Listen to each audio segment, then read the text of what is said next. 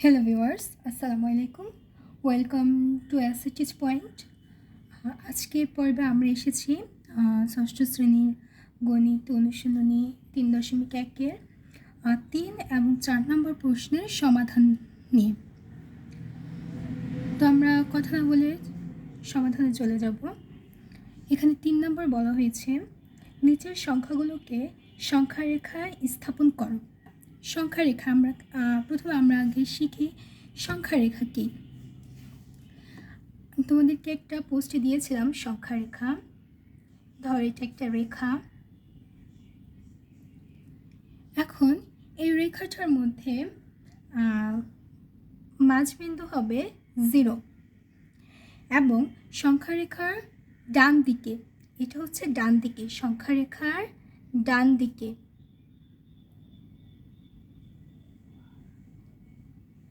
দিকে হবে ধনাত্মক, পজিটিভ, যোগ 1 2, যোগ চিহ্নটা দিতে হয় না। এবং সংখ্যা রেখার বাম দিকে হচ্ছে ঋণাত্মক।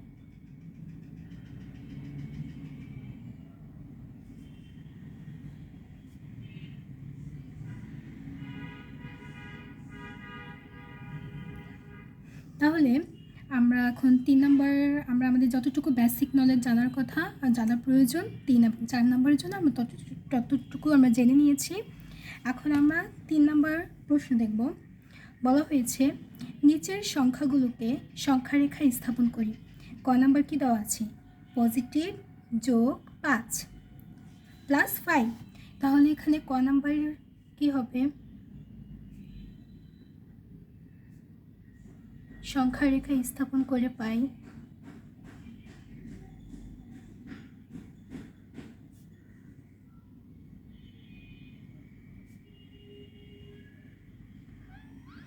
অনেক বই, অনেক গাইডে আছে, তোমার অনেক ডিটেলস দেওয়া আছে যে এইসব লেখা লিখতে হবে। আসলে এইসবের প্রয়োজন নেই। তো আমি যেভাবে করছি সেভাবে করলেও হবে। আমরা ডিরেক্ট লিখব +5কে সংখ্যা রেখা স্থাপন করি, তারপর সংখ্যা রেখা আঁকবো। যেহেতু এখানে +5 ধনাত্মক, মানে ডান পাশে শূন্যবিন্দু থেকে আমরা 5 পর্যন্ত নিব। এখানে 5 আছে, 5 পর্যন্ত নিব। 1 2 3 4 5, এখানে 1 2 3 4 5, 1 2 3 4 5। এখন দেখো আমার সংখ্যা রেখা এখানে -5 আছে বাম দিকে এবং +5 আছে ডান দিকে। এখানে আমাদের কি আছে? +5। +5 তাহলে কোথায়? এখানে। তাহলে এখানে এইভাবে আমরা একটা বৃত্ত অঙ্কন করব। তাহলে এটা আমাদের কি সংখ্যা রেখা স্থাপন করা হয়ে গেল। যদি এখানে -5 থাকতো তাহলে কোথায় হতো? যদি -5 থাকতো তাহলে আমাদের অবশ্যই এখানে হতো, কারণ এটি নেগেটিভ। ঠিক তেমন খ নাম্বার দেখো, খ নাম্বার বলা হয়েছে -10। এই যে মাত্র যেটা বুঝালাম, এখানে -10 ধরলাম আমরা, -10।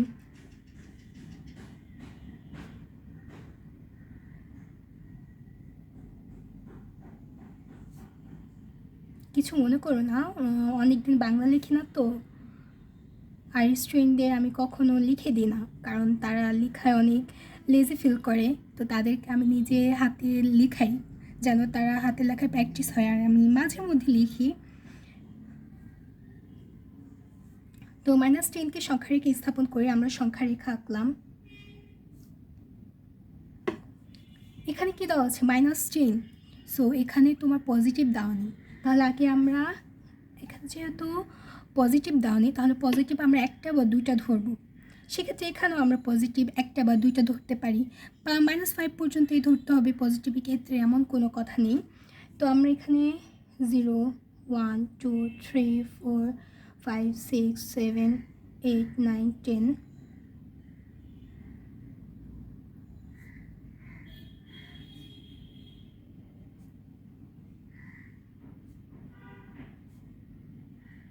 আমরা ধনাত্মক দুটো ধরলাম, জাস্ট সংক্ষেপে করার জন্য, যেন বাচ্চাদের কষ্ট না হয়। সহজে বুঝতে পারে। এখানে নেগেটিভ বলছে -10, তাহলে -10 কোন দিকে? শূন্য, এই যে -10 এই দিকে, তাহলে -10 কোথায় হবে? -10 উপর একটা বৃত্ত অঙ্কন করা হবে, তাহলে এটা কি শেষ। ঠিক একইভাবে গ, গহ, ঙ এই তিনটা সেমভাবে হবে। এই তিনটা তোমরা বাসায় প্র্যাকটিস করবা, করার চেষ্টা করবা।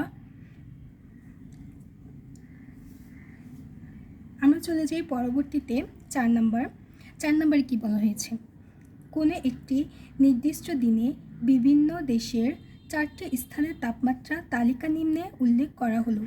এখানে স্থান দেওয়া আছে 4টা, তাদের তাপমাত্রা দেওয়া আছে এবং আমাদেরকে কি করতে হবে? ক, বিভিন্ন স্থানের তাপমাত্রা উপযুক্ত চিহ্ন সহকারে পূর্ণ সংখ্যা উপরে ফাঁকা কলমে লিখতে হবে। উপযুক্ত চিহ্ন সহকারে আমরা 2 নম্বরে করেছিলাম, মনে আছে? যে নিচে বাক্যগুলো উল্লিখিত সংখ্যাগুলো উপযুক্ত চিহ্ন সহকারে, তোমার উপরে হলে ধনাত্মক, নিচে হলে ঋণাত্মক, লাভ হলে ধনাত্মক, এগুলো আমরা করেছিলাম 2 নম্বরে গত ক্লাসে। তো আমরা এখন ক নাম্বারটা সলিউশন করব। ক নাম্বার কি বলছি এখানে? ঢাকা 0 ডিগ্রি সেলসিয়াসের উপরে 30 ডিগ্রি, উপরে মানে কি? পজিটিভ, তাহলে এটা কি হবে? এটা হবে তোমার +30। এখানে বলা হয়েছে কাঠমান্ডু 0 ডিগ্রি সেলসিয়াসের নিচে 2 ডিগ্রি সেলসিয়াস, নিচে বলা হয়েছে। এখানে নচে অ্যাকচুয়ালি এখানে ভুল আছে, এখানে নিচে হবে, তাহলে কি হবে? -2, যেহেতু নিচে বলা হয়েছে। তারপর শ্রীনগর 0 ডিগ্রি সেলসিয়াসের নিচে -5, তারপর 0 ডিগ্রি সেলসিয়াসের উপরে পজিটিভ, তাই না? তারপর খ নাম্বার কি বলা হয়েছে? নিম্ন সংখ্যারেখা উল্লেখিত সংখ্যাগুলো দ্বারা তাপমাত্রা দেখানো হলো। এখানে তাপমাত্রা দেখানো হলো এবং তাপমাত্রা থেকে 1 নম্বর বলা হয়েছে তাপমাত্রা অনুযায়ী উপরোক্ত স্থানগুলোর নাম সংখ্যারেখায় লিখো। এখন এখানে দেখো ঢাকা কত আছে? 30 ডিগ্রি। এখানে 30 কোথায়? এখানে, তাহলে এটা কি হবে? অবশ্যই ঢাকা হবে। ঢাকা, এটা অবশ্যই ঢাকা হবে। তারপরে এখানে কাঠমান্ডু কত দেওয়া? 2 ডিগ্রি। 2 ডিগ্রি মানে -2, নিচে বলছে আমাদের এখান থেকে কী বের হয়েছে? -2, তাহলে এখানে কি হবে? -2 কী হবে? কাঠমান্ডু।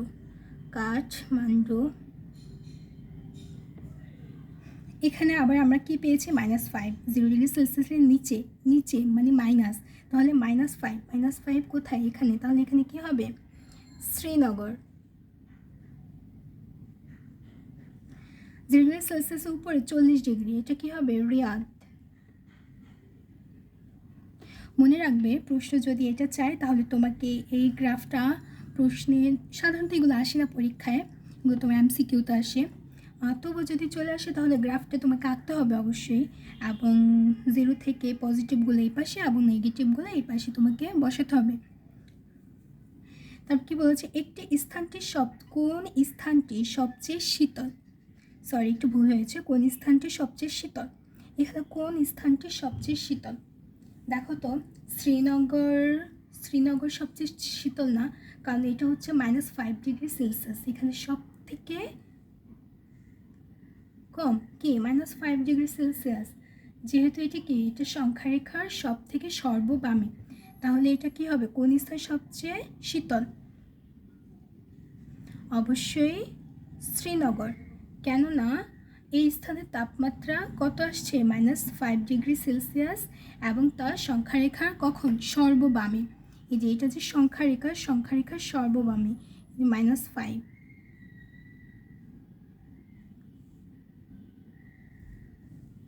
সরি, আমি একটু ভুল হয়েছে, এখানে 5 হবে না, এখানে -5, এটা হবে কি? শ্রীনগর। তারপর 3 নম্বর কি বলছে? যে সকল স্থানের তাপমাত্রা 10 ডিগ্রি সেলসিয়াসের বেশি সেই সকল স্থানের নাম লিখো।